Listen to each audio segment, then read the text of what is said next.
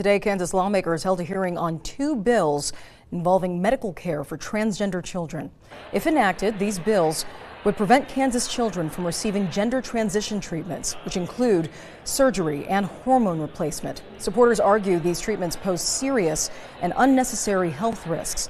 Those against the bills say these treatments are life-saving and improve mental health for these patients. All right, guys, so we got to talk about a bill out in Kansas that GOP lawmakers are considering passing in order to ban so-called gender-affirming care, sex change operations for children, and allowing children to get access to hormones in order to transition their gender. Now, there was a hearing on this where there was open debate, from the public about being in support or in opposition of the bill. Now, I want to talk about opposition towards the bill because these people are using some pretty ridiculous arguments in order to oppose this bill because, quite honestly, they don't have any real arguments to support it, So what they do is cry hate and bigotry over something that they disagree with. Now, in this case, I actually want to talk about a couple of testimonies here from some people in opposition to this bill that I think were pretty fascinating. The first one I want to talk about is a disgusting tactic that is being used by the left in order to censor speech and to silence opposition, which is this idea that every death of a trans person has to be because of Republican or conservative opposition to the agenda that the left is pushing when it comes to kids. Take a look. My name is Iridescent Riffle. I am from Kansas. I am a co-chair of Equality Kansas Douglas County chapter. I use she, they pronouns, and I'm here today to speak in opposition to HB 2791. And I thank you for the opportunity to speak. I urge committee members to listen to medical professionals and queer and transgender resource organizations. I brought with me today a binder of studies regarding gender-affirming care, its efficacy, and supporting statements from every medical organization in the United States, which are being misquoted today in our hearing. Today, I want to speak about the consequences that legislation like this has. When our identities are put up for debate, it strips us of our humanity. When I appeared before the legislature last year, I spoke of a teenager, Brianna Gay, who was stabbed to death by her peers who were emboldened by anti-trans legislation and misinformation regarding her identity. I hope such violence would have ended then. Shortly after Trans Day of Remembrance last November, I lost a friend and fellow organizer who was shot and killed for being trans. In the last week of 2023, Amber Miner was shot and killed in Raytown, Missouri because of her trans identity. Then a little over 2 weeks ago, Next Benedict, a 16-year-old Two-Spirit Choctaw teenager, was beaten inside a bathroom at Owasso High School in Owasso, Oklahoma by several of their peers. Next succumbed to sustained injuries and tragically died. The violence that Next faced was perpetuated through anti-trans legislation in Oklahoma and nationwide. Yeah, so you see now you heard that. Now I found that clip to be fascinating because it seems like these individuals are using the deaths of trans people to try to connect them back to Republican legislation, even though there's absolutely zero evidence and proof that any of the deaths associated with those trans people are because of Republican legislation. And in a vast majority of those cases that person pointed out, we don't even know if anti-trans ideology or bigotry had anything to do with their deaths. For example, Amber Miner, who was a black trans woman who was shot to death in a driveway in Missouri, the suspect for the shooting hasn't been caught yet as far as I could find from my research. There's not that much information out there about this, but we don't know what the motive of the shooting was. So to come out here and say that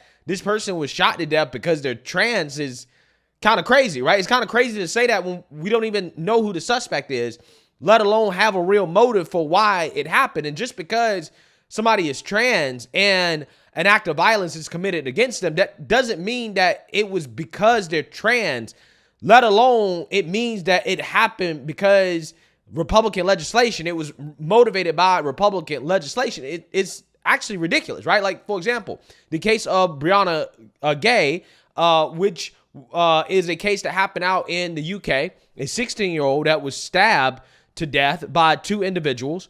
And the police initially ruled out transphobia as a primary motive. And the reason why they ruled it out as a primary motive is because they were planning on killing multiple boys, okay? Just boys they didn't like. And the initial plot to kill an individual was stopped.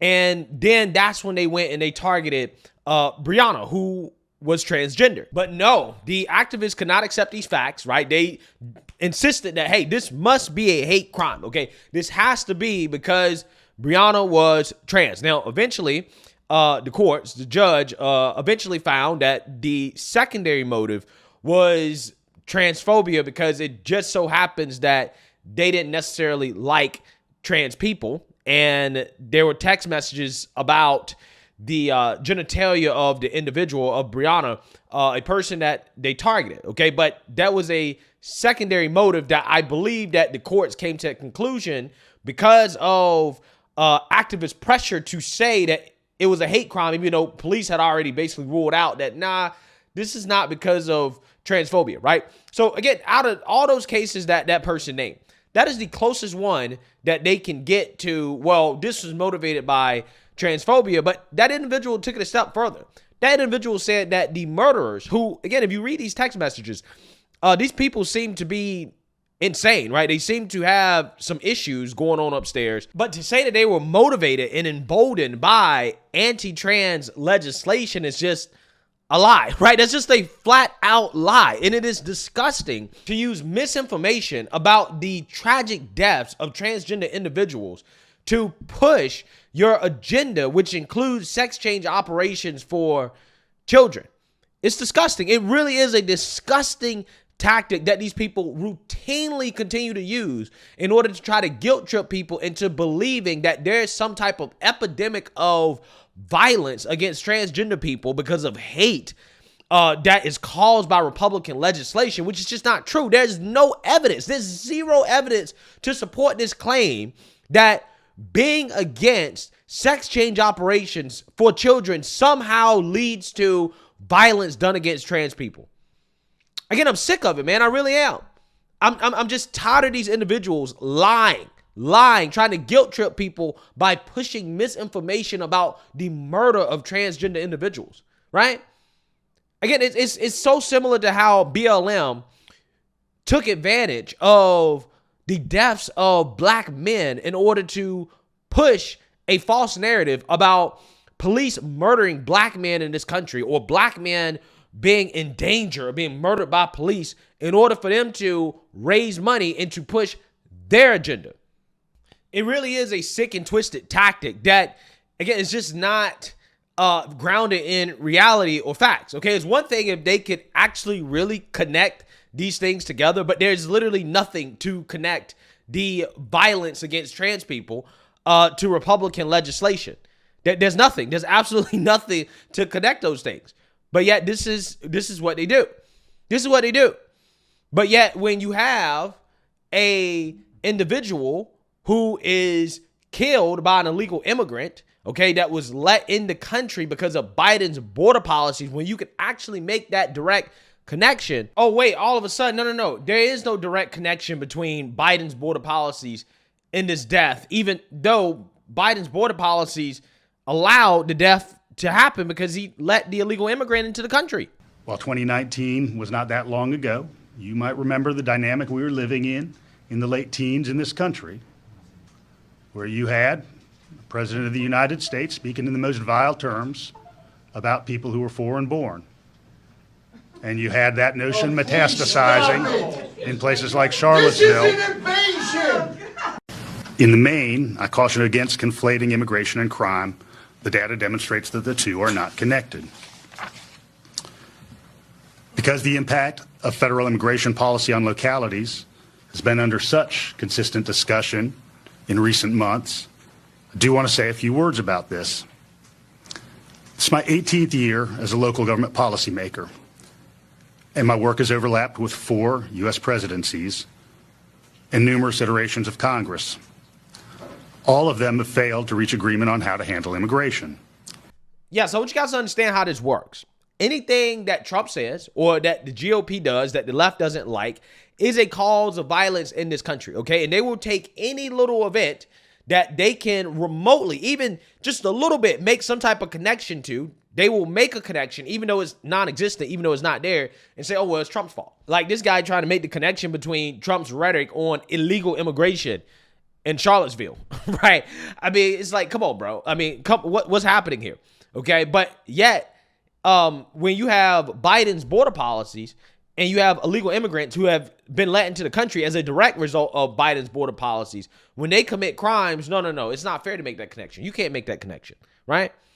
Again, it's amazing how that works. Okay, it's amazing how that works. So with that being said, there's another part of this hearing that I want to play, which is a mother who happens to have 2 trans children breaking down in tears over her kids not being able to get sex change operations. Take a look. My name is Elise Flatland. I've been a resident of Kansas for the last 20 years. I have 4 children, 2 girls, 2 boys. My oldest is my transgender daughter, and my youngest is an 11-year-old transgender boy.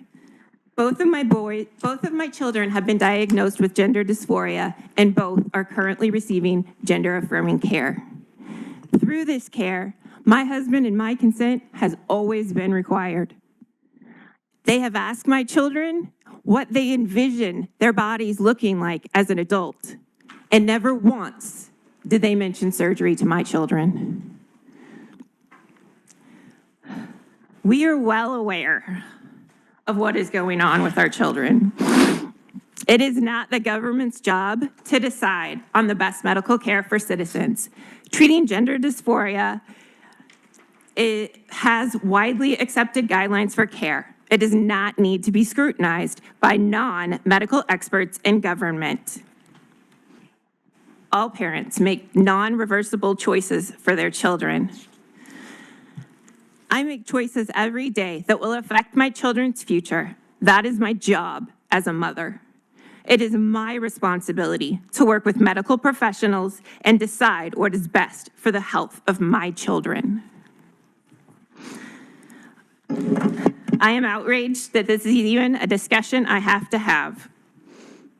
The mental, emotional, and social well-being of transgender children suffers when their medical care is threatened. These children deserve to live their lives with dignity, confidence, and pride.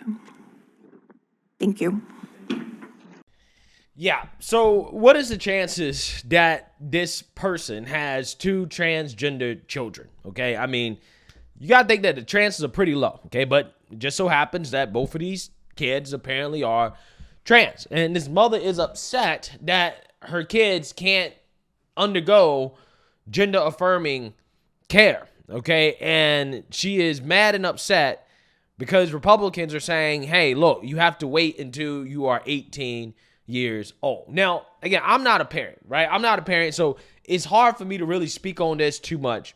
But I definitely feel for some of these parents, and I can't really blame them too much because they've essentially been told by the medical establishment that if they don't push so-called gender-affirming care on their kids, then their kids' lives can be in danger, right? This is why they call it life-saving gender-affirming care, okay? Even though there is no strong evidence to suggest that that is the case, okay? That pushing kids onto hormones and into sex change operations is actually going to deal with the issues that they are experiencing that could lead to tragedy, right? I mean, there's no strong evidence for that, okay? Like, for example, in Europe, you have these European countries that have stopped doing this, stopped pushing this stuff on children because they realize that, hey, we don't have any evidence that this actually really helps in the long term, especially if a child decides to change their mind when they get older and say, hey, you know what? I don't really feel like I'm the opposite sex or gender anymore, right? That's the thing. That's the thing. But yet you have these parents who, again, they've been guilted into feeling like that, hey, I have to push this on my child, that this is something that my child needs access to in order for them to stay alive. And that type of emotional and psychological manipulation is sick, right? And that's the whole point of this video. I mean, like, you're talking about individuals, okay, whether that be because of the medical establishment or because of the activists that are actively trying to psychologically manipulate the public, okay, by basically trying to blame the death of any transgender child on being in opposition to their agenda, when there's no proof and evidence, no strong proof and evidence of that being the case. Whether you're talking about Republican legislation that essentially, blocks or bans a kid being able to transition, or, biological boys competing against biological girls in sports, or whether you're talking about so-called gender-affirming care. Doesn't matter what you're talking about. There's no strong evidence that being in opposition to the agenda from the left actually leads to death. There's no evidence for that. But this is what they want you to think. They want you to think that you are killing people because you're saying, hey, look, let's actually make a child wait till they're 18. Let's get more information. Let's understand this subject better before pushing something on them that is potentially irreversible, that they are going to regret later on in life. And that's what really bothers me the most about this. Because I think that if it wasn't for the psychological and emotional manipulation from the left and the medical establishment that stands to profit a lot off of this trend that we're seeing, I don't think this would be a debate. It wouldn't be a debate. A lot of people are simply going along with this, even though in their head they know that, hey, this is really questionable. We should probably ask questions about this. This might not be the right thing to do. They're simply going along with it because if they don't, they'll be labeled as some type of bigot. They'll say, oh, well, you're transphobic. Oh, well, you're responsible for this person's death, even though you don't have anything to do with it. That's the only reason this is a debate. Outside of that, this would not be a debate. It wouldn't be a debate at all. Again, this is why I say it's sad and it's sickening, right? Using the deaths of these individuals, these children, in order to push an agenda that is not backed up by facts in reality. Let me know what you guys think. Make sure you like, comment, and subscribe. Most importantly, share a Black conservative perspective. Peace.